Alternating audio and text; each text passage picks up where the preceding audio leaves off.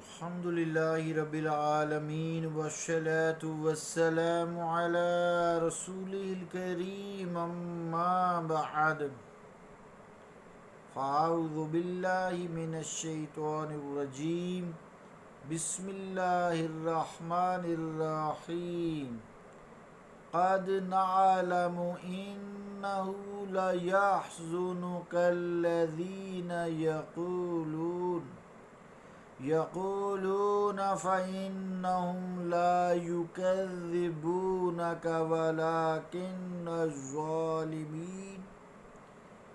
ولكن الظالمين بآيات الله يجحدون وَلَقَدْ كُذِّبَتْ رُسُلٌ مِّن قَبْلِكَ فَصَبَرُوا عَلَى مَا كُذِّبُوا وَأُوذُوا حَتَّى أَتَاهُمْ نَصْرُنَا وَلَا مُبَدِّلَ لِكَلِمَاتِ اللَّهِ وَلَقَدْ جَاءَكَ مِن نبأ المرسلین صدق اللہ العظیم۔ واجب الاحترام سامعین، السلام علیکم ورحمۃ اللہ وبرکاتہ۔ سورہ الانعام کی 33 اور 34 نمبر 33 and 34 تلاوت کرنے کی سعادت حاصل ہوئی ہے۔ ان آیات کا ترجمہ یوں ہے: اے حبیب، ہم جانتے ہیں کہ رنجیدہ کرتی ہے آپ کو وہ بات جو یہ کہہ رہے ہیں۔ وہ تو نہیں جھٹلاتے آپ کو، بلکہ یہ ظالم دراصل اللہ کی آیتوں کا انکار کرتے ہیں، اور بے شک جھٹلائے گئے ہیں رسول آپ سے پہلے تو انہوں نے صبر کیا، اس جھٹلائے جانے پر اور ستائے جانے پر، یہاں تک کہ آ پہنچی انہیں ہماری مدد، اور نہیں کوئی بدلہ لینے والا اللہ کی باتوں کو، اور آ ہی چکی ہے آپ کے پاس رسولوں کی کچھ خبریں۔ اللہ کا قول سچا ہے جو بڑی ہی عظمت والا ہے۔ عزیزان گرامی قدر، کچھ آیات ایسی ہوتی ہیں قرآن کریم میں ہیں کہ جس میں بظاہر حضور کریم صلی اللہ تعالیٰ علیہ وآلہ وسلم کے لیے بظاہر بات کی، لیکن زبان نہیں ایسے الفاظ کہتے، دل نہیں کرتا، لیکن آیات ہیں بظاہر ایسے لگتا ہے جیسے عتاب کیے، نہیں، عتاب نہیں کیا، یہ محبت کی ہے، اپنے رسول صلی اللہ نے محبت کی ہے۔ اور جو لوگ ایسے باتیں کرتے ہیں اپنے ایمان کی خیر منائیں، عتاب نہیں ہے، محبت کیا ہے، پیار کیا ہے، رسول کریم صلی اللہ علیہ وسلم عزت و تکریم بڑھائی ہے۔ اللہ اپنے محبوب سے پیار کرتا ہے، کیونکہ ان آیات میں بھی ایسے لگتا ہے جیسے استغفر اللہ، معاذ اللہ ثم معاذ اللہ، کہ صبر کا خدا نخواستہ دامن چھوٹ گیا۔ تو یہ جو ممبروں پہ چڑھ کے ایسی باتیں کرتے ہیں نا، ان آیات کے بعد الٹا مطلب لیتے ہیں، اللہ انہیں ہدایت عطا فرمائے، اتنا ہی کہہ سکتے ہیں۔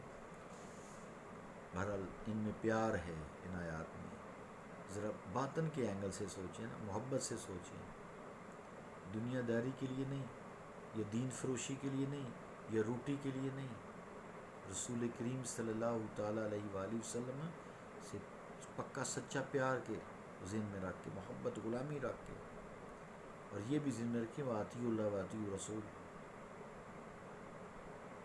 اللہ اس کے رسول کی اطاعت کرو۔ اگر یہ تم کہو گے نا کہ آپ سے بے صبری ہوئی ہے، تو پھر بے صبری کرنا سنت ہوئی نا، استغفر اللہ استغفر اللہ، ایسی باتیں نہیں ہیں، سوچا کریں، ایسے لوگوں کو سمجھا کریں کہ یہ ان کے پیچھے کیا ہے، مین روٹی ہی ہوتی ہے۔ تو بہرحال آئیے آیات کی طرف۔ اس کے دو مطالب بیان کیے گئے ہیں کہ حضور نبی کریم صلی اللہ تعالیٰ علیہ وآلہ وسلم بذات خود کچھ نہیں کہا کرتے، بلکہ اللہ تعالیٰ کے رسول اور نبی کی حیثیت سے کفار مکہ کو اور کافروں منافقوں کو تبلیغ کرتے رہتے تھے۔ اس لیے حضور کریم صلی اللہ تعالیٰ علیہ وسلم کی رسالت کا انکار اور تکذیب گویا آیات الہی کا انکار اور تکذیب ہی تھی۔ ایک تو یہ مطلب لیا گیا ہے. دوسرا مطلب یہ اخذ کیا گیا ہے ان آیات سے کہ حضور علیہ الصلوۃ والسلام کو صادق اور امین یقین کرتے تھے اور کہتے تھے، برملا کہتے تھے، بابانگ دہل کہتے تھے. جیسے ابو جہل نے ایک دفعہ حضور کریم صلی اللہ علیہ وآلہ وسلم سے کہا کہ ہم آپ کو تو نہیں جھٹلاتے، ہم آپ کو نہیں جھٹلاتے اے محمد صلی اللہ علیہ وسلم، ہم آپ کو نہیں جھٹلاتے کیونکہ آپ کی صداقت ہمارے نزدیک مسلمہ ہے، پکی ہے، سقہ ہے. لیکن یہ جو پیغام یعنی قرآن کریم آپ لے کر آپ آئے ہیں، ہم اس کلام کو سچا تسلیم نہیں کرتے. وَقَانَ ابو جہل یقول ما تُكَذِّبُكَ لِأَنَّ عِنْدَنَا صَادِقٌ وَإِنَّمَا نُكَذِّبُ مَا جِئْتَنَا بِهِ. یعنی وَقَانَ ابو جہل نے کہا، یقول کہا، ما نُكَذِّبُكَ ہم آپ کو تو نہیں جھٹلاتے، لِأَنَّكَ عِنْدَنَا صَادِقٌ ہمارے نزدیک آپ صادق ہیں، سچے ہیں، وَإِنَّمَا نُكَذِّبُ مَا جِئْتَنَا بِهِ ہم تو اس کو جھٹلاتے ہیں جو آپ کے ساتھ نازل ہوا ہے، یا آپ جو کہتے ہیں یعنی قرآن کریم، ہم تو اس کو جھٹلاتے ہیں، ہم اس کو سچا تسلیم نہیں کہ جو آپ لائے ہیں نا کلام، ہم اس کو جھوٹا کہتے ہیں. استغفر اللہ استغفر اللہ، الٹی کھوپڑی جو ہوئی. تو عزیزان گرامی قدر سنت الہی بھی یہی ہے کہ حق و باطل کی کشمکش جاری رہے، مصائب کے پہاڑ حق کے علمبرداروں پر ٹوٹتے رہیں اور وہ صبر اور اولوالعزمی سے ان کو برداشت کرتے رہیں. حوادثات طوفانوں میں بھی شمع توحید کو ہر قیمت پر وہ روشن رکھیں.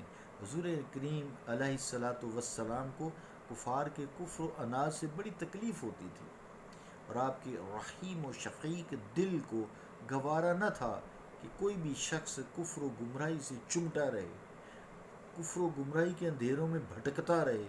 اللہ تعالیٰ فرماتا ہے کہ آپ سے پہلے بھی انبیاء مبعوث کیے گئے ہیں، کفار نے ان کو بھی میرے حبیب ستایا ہے، یہ ان کی عادت ہے، اور انہوں نے صبر و تحمل سے کام لیا. آپ بھی کفار کی میرے محبوب اذیتوں پر صبر کیا کریں، صبر و تحمل سے کام لیں.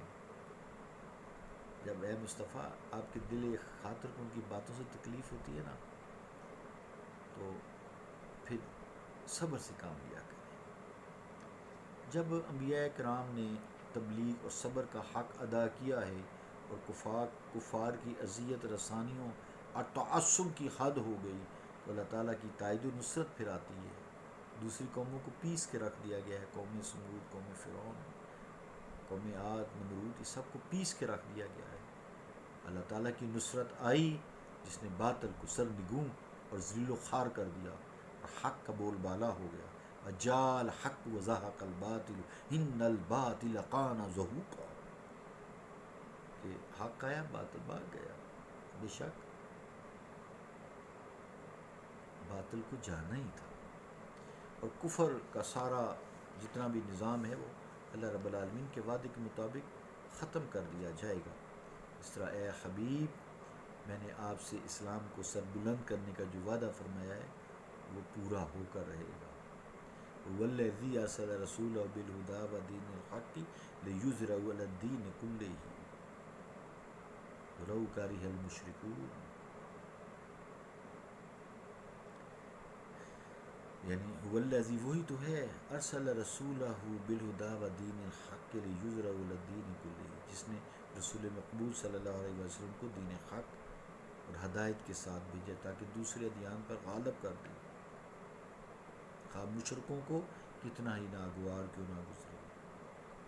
واللہ متم نورہ ولو کرہ الکافرون.